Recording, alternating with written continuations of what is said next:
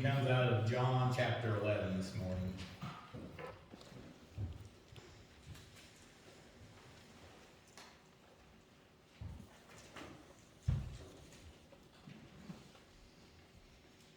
This is concerning the death of Lazarus. Now a man named Lazarus was sick. He was from Bethany, the village of Mary and her sister Martha.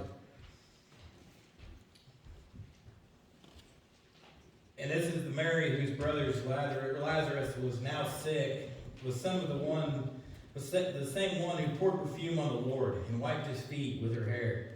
So the sisters sent word to Jesus, "Lord, the one you love is sick." When you heard this, Jesus said, "The sickness will not end in death. No, it is for God's glory, so that God's Son may be glorified through it." Now Jesus loved Martha and her sister and Lazarus. So when you heard that Lazarus was sick, he stayed where he was for 2 more days. And then he said to the disciples, "Let us go back to Judea." "But Rabbi," they said, "a short while ago the Jews were trying to stone you, and yet you were going back?" Jesus answered, "Are there not 12 hours of daylight? Anyone who walks in the daytime will not stumble, for they see by the world's light. It is when a person walks at night that they stumble, for they have no light." After he said this, he went on to tell them, "Our friend Lazarus has fallen asleep, but I am going there to wake him up." His disciples replied, "Lord, if he sleeps, he will get better." Jesus had been speaking of his death, but his disciples thought he meant natural sleep. So then he told them plainly, "Lazarus is dead, and for your sake I am going. I am glad I was not there, so that you may believe. But let us go to him." Then Thomas said to the rest of the disciples, "Let us also go, that we may die with him." On his arrival, Jesus found that Lazarus had already been in the tomb for 4 days. Now Bethany was less than 2 miles from Jerusalem, and many Jews had come to Martha and Mary to comfort them in the loss of their brother. When Martha heard that Jesus was coming, she went out to meet him, but Mary stayed at home. "Lord," Martha said to Jesus, "if you had been there, my brother would not have died. But I know that even now God's will give you whatever you ask." Jesus said to her, "Your brother will rise again." Martha answered, "I know he will rise again in the resurrection at the last day." Jesus said to her, "I am the resurrection and the life. The one who believes in me will live, even though they die. And whoever lives by believing in me will never die. Do you believe this?" "Yes, Lord," she replied. "I believe that you are the Messiah, the Son of God, who come into the world." After she had said this, she went back and called her sister Mary aside. "The teacher is here," she said, "and is asking for you." When Mary heard this, she got up quickly and went to him. Now Jesus had not yet entered the village, but was still at the place where Martha had met him. When the Jews who had been with Mary in the house comforting her noticed how quickly she got up and went out, they followed her, supposing she was going to the tomb to mourn there. When Mary reached the place where Jesus was, saw him, and she fell at his feet and said, "Lord, if you had been here, my brother would not have died." When Jesus saw her weeping, and the Jews who had come along with her was also weeping, he was deeply moved in spirit and troubled. "Where have you laid him?" he asked. "Come and see, Lord," they replied. Jesus wept. Then the Jews said, "See how he loved him." But some of them said, "Could not he who opened the eyes of a blind man have kept this man from dying?" Jesus, once more deeply moved, came to the tomb. It was a cave with a stone laid across the entrance. "Take away the stone," he said. "But Lord," said Martha, the sister of the dead man, "by this time there is a bad odor, for he has been there for 4 days." Then Jesus said, "Did I not tell you that if you believe, you will see the glory of God?" So they took away the stone. Then Jesus looked up and said, "Father, I thank you that you have heard me. I knew that you were always here, that you always hear me. But I said this is the benefit of the people standing here, that they may believe that you sent me." When he had said this, Jesus called out in a loud voice, "Lazarus, come out." The dead man came out, his hands and feet wrapped with strips of linen and a cloth around his face. Jesus said to them, "Take off the grave cloth and let him go. And this is the word of God for the people of God. Thanks be to God. Now, I left out the plot to kill Jesus. And I'm kind of veered away from that part today. As, but this is really, I was actually in discussion earlier this week with a couple different people, and we talked about how this is really when things start to get real in Jesus' life. Of that he's going to actually die here before soon. But he has no fear, if we think about it. He goes back to where he was trying to be stoned, but after this and the plot to kill him, that's when the Pharisees and all the higher-ups really start recognizing that we can't have this guy around anymore. So that's just to paint the picture for the rest of this story. Is I encourage you guys to get your Bibles and finish reading that maybe later today or something like that, but it's starting to get real. And that's what we build up in the Easter season is we're headed to his death, the crucifixion of him. So this kind of sets the tune. This really starts getting that ball. It might have started trickling a little bit, but this really started picking up speed coming down the mountain at this point in time. And so it gets scary. So we know, I think we should know, that Jesus is the way, the truth, and the life. How many of you believe this? Jesus is the human form of the Lord our God. How many of you believe that? Jesus is the light. Do you believe this? 52% of Americans surveyed stated that Jesus was not the Son of God, merely just a good teacher. Do you believe that? Another query on the same survey said 56% of Americans also agree that Jesus was human and committed sins just like each and every one of us. Do you believe that? Of these statements, why are some easier than others to believe? Why is it so easy to question the authority, the deity, the majesty of Jesus? And at the same time, why is it so hard to believe that Jesus was all these things and more? Even in his own time, Jesus was scrutinized for his ways of thinking. He was questioned for his teachings and the miracles that he was performing. Not only by the Pharisees at these times, but also by his family, his friends, his disciples. The ones closest to him doubted him at times. We know that Lazarus, Martha, and Mary, they were some of Jesus' best friends. We read that they're best friends. But when he had heard that Lazarus was sick, he stayed right where he was at. He didn't just instantly rush to his aid. It was only after 2 days of sitting there that he finally got up and said to the disciples, "Let's return to Judea again." And understandably, the disciples are a bit shocked, and indeed, they're kind of fearful. They said to Jesus, "But the Jewish authorities want to stone you." And then Jesus said something kind of unusual in return. Kind of a smart aleck. He kind of reminds me at times of these teenagers. He's always got a smart aleck comment kind of come back to him, and I love it. And he says, "Isn't there 12 hours in the day? Whoever walks in the day doesn't stumble because the light is with them. But whoever walks at night doesn't stumble because the light is not with them." If we think about it, darkness represents separation from God. But it means walking with the light, means walking in the truth. It means walking beside God. And since Jesus is the light of the world, the only way to know where we are going is to walk with him. If we try to steer our own course in life, we think we know the way, we understand the way, that's when we all trip up. That's when we become lost. Because technically we're starting to walk in the dark at that time. How many of us can relate in life to tripping up at some point in time? I think a lot of us can. Maybe all of us. I'm going to say all of us. Tripped up at some point in time in our life because we weren't following Jesus at that time. So, motto of the story, we need to stick close to Jesus.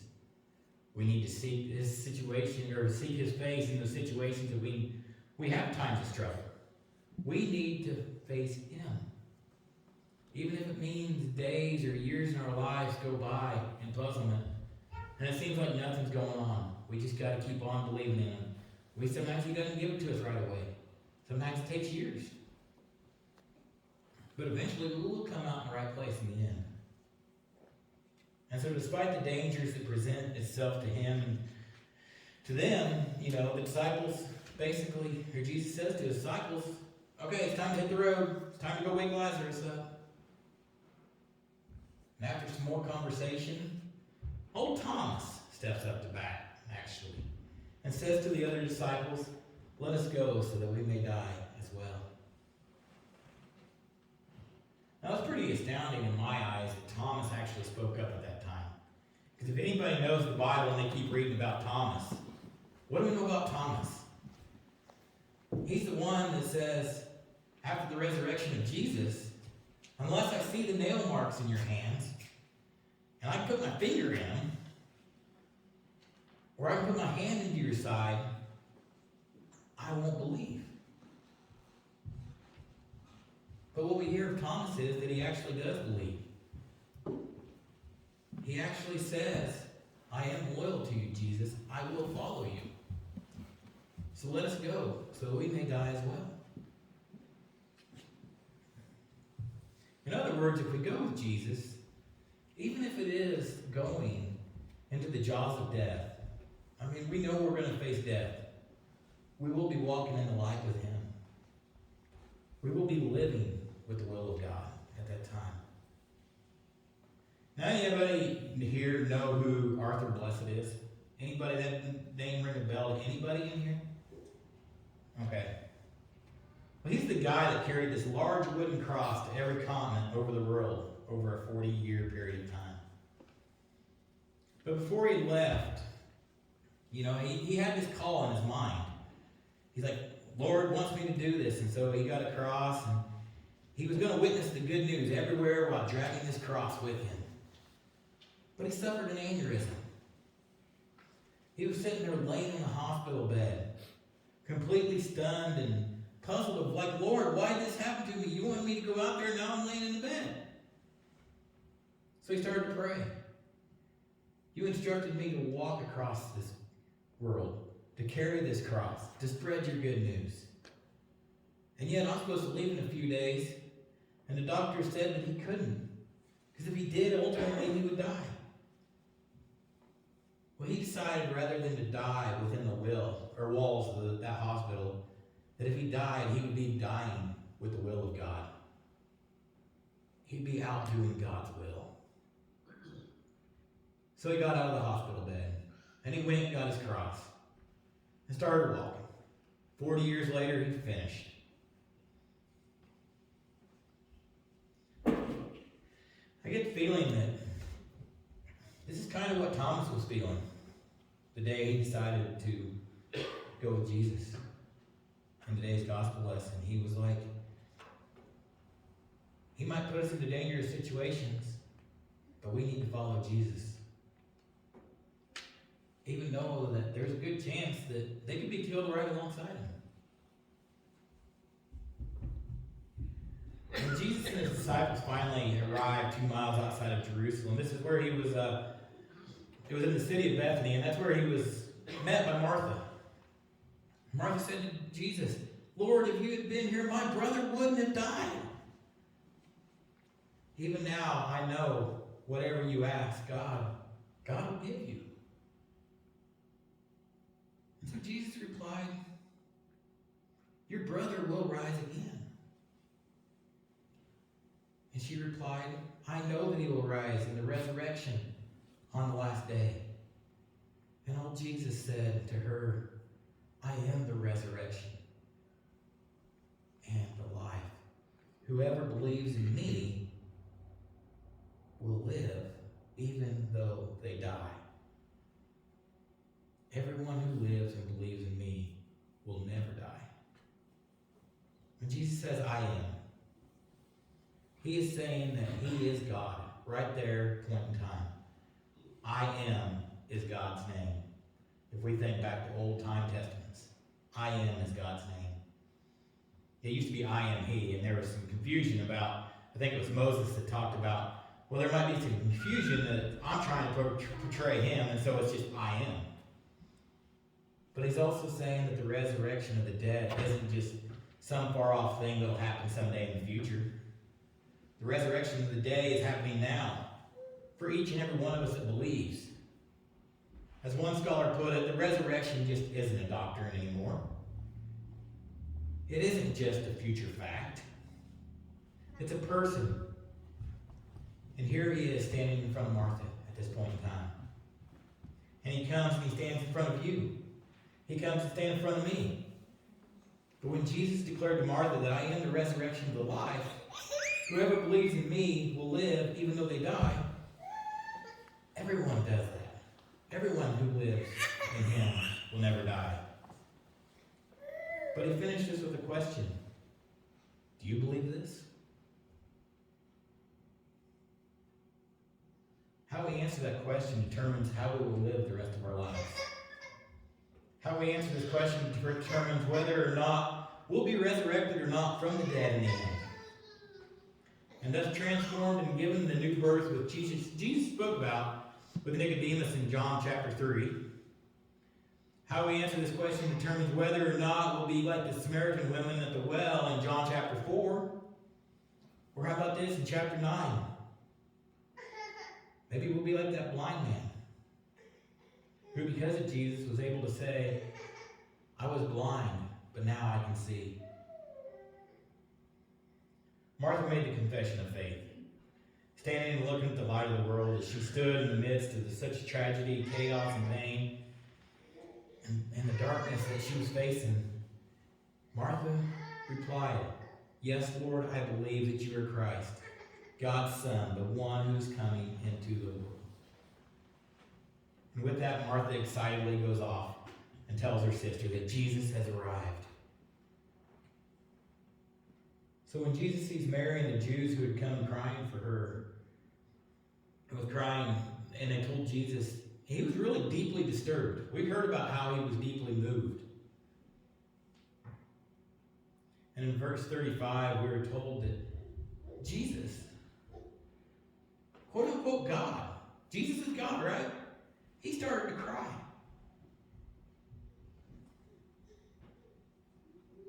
Again, Mary, Martha, and Lazarus, they were the best friends. They were really close. And there's no doubt that it's definitely sad to see your best friend go through something like that. But I think there's more to Jesus' reaction here than just normal human sadness. You think that Jesus looked over the tomb of Lazarus and many of the folks that were crying and sobbing and weeping that day? And maybe he was just looking over the lostness and the fallen state of the humankind and the deadness at that time. And Jesus looked at those whom he created, living in such despair. So he began to weep. He wept. I mean, he was sad. He was down. But can you think of any more beautiful image than to literally see God with tears running down his face? That day he burst into tears outside that tomb. It's just like he's bursting into tears in our lives. Perhaps we're reasonably healthy human beings, but deep down inside we feel like a dead person at times. Perhaps we recognize that our world and our lives are exactly not what they should be. Maybe we know they need to be better. Something maybe is terribly wrong in our lives. But if we think about it for each and every one of us, Jesus stands right outside the tombs of our lives. He's just right outside our doors knocking. And does the very same thing he did that day in Bethany many years ago. Jesus shouted out with a loud voice, Lazarus, come out. Just as he stands outside my tomb and says, Dustin, come out. Come out of there, Dustin. He does that same thing in your guys' life. Maybe he says, Mark, come out. Cash, come out. He says that to all of us, if we just listen. He does that in your life, in your neighbor's life. He does it in all. It's just when we accept it is when it matters. Calling and beckoning all of us to move out of the darkness of that grave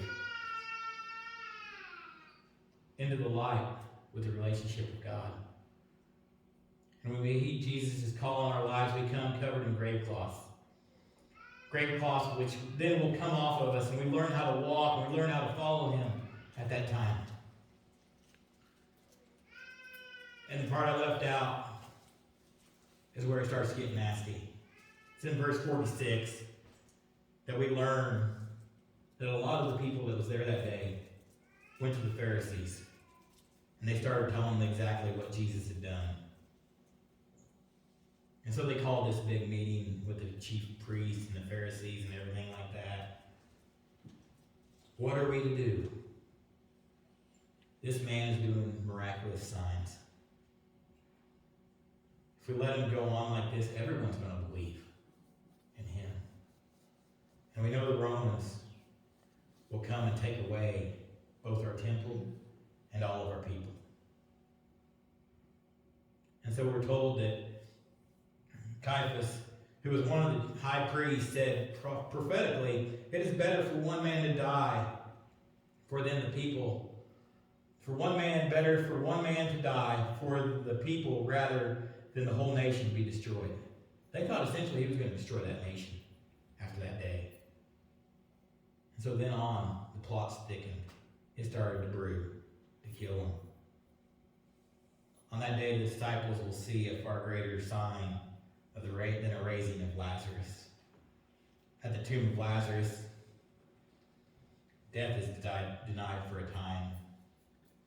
But the tomb of Jesus, death is overcome for good. For all who will walk out of the darkness and into the light, believing that Jesus is indeed the resurrection of the life. Do you believe this? Whoever you are, wherever you are from, we all must decide our answer to this question, which is central to everything, and we will be deciding factors between new life and essentially death. Now, do you remember the statements I made from the beginning about Jesus? Jesus is the way, the truth, and the life. Jesus is the human form of our Lord, God. Jesus is the light. More than any of these, Jesus is the resurrection and life. So now it's time to decide. Do you believe this? Or will you call yourself a doubter? Do you believe in the work, majesty, and miracles that Jesus can bring to our lives? Or will you shun his gifts and his life? Now is the time.